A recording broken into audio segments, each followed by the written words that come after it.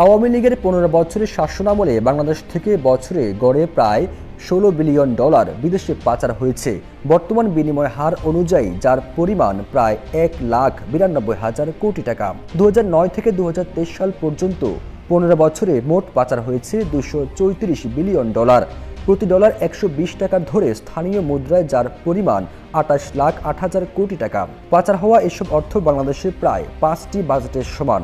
গত অর্থ বছরে জাতীয় বাজেটে ব্যয় হয়েছে 6 লাখ কোটি টাকা। এছাড়া ওই টাকায় প্রায় 100টি পদ্মা সেতু নির্মাণ করা সম্ভব। পদ্মা সেতু নির্মাণে ব্যয় হয়েছে 30,000 কোটি টাকা। বাংলাদেশের অর্থনীতি নিয়ে শ্বেতপত্র প্রণয়ন কমিটির প্রতিবেদনে এ প্রাক্কলন করা হয়েছে। গত আওয়ামী লীগ সরকারের আমলে বিভিন্ন খাতে দুর্নীতি ও লুটপাটের বিস্তারিত চিত্র তুলে ধরা হয়েছে এই প্রতিবেদনে। সেখানে আরও বলা হয়েছে, অর্থ পাচারের পরিমাণ দেশে আসা বিদেশি ঋণ এবং বিনিয়োগের দ্বিগুণ।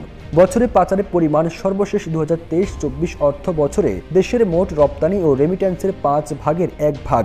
এছাড়া মোট জিডিপির 3.4% এবং সঞ্চয়ের 11.2%। নুরতাজে অর্ডার করে জিতে নিন গাড়ি, বাইক, আইফোন সহ কোটি টাকার পুরস্কার। অর্ডার করতে ভিজিট করুন nurtaj.com।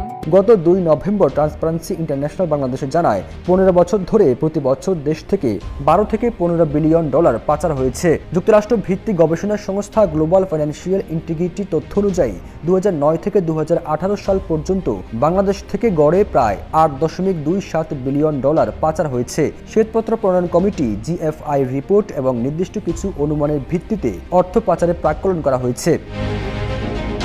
শ্বেতপত্র প্রণয়ন কমিটির প্রতিবেদনে আরও বলা হয়েছে, আওয়ামী লীগ সরকারের গত 15 বছরে সীমাহীন দুর্নীতি হয়েছে। সরকারি সম্পদের ব্যাপক অপচয় এবং সরকারের স্বেচ্ছাধীন ক্ষমতার ব্যবহার করা হয়েছে। এই অপশাসনের কারণ গণতান্ত্রিক জবাবদিহিতার অভাব, যার পেছনে রয়েছে 2014, 2018 ও 2024 সালের নির্বাচন।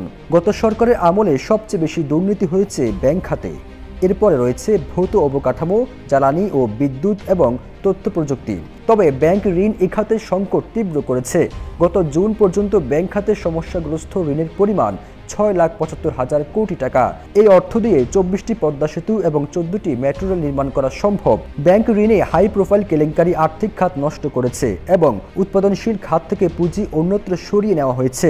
বড় কিছু শিল্প গ্রুপ ভুয়া কোম্পানির নামে ঋণ নিয়ে তা আত্মসাৎ করেছে বলেও প্রতিবেদনে উল্লেখ করা হয়েছে। ফিরোজ আলম, জয় জয় দিন।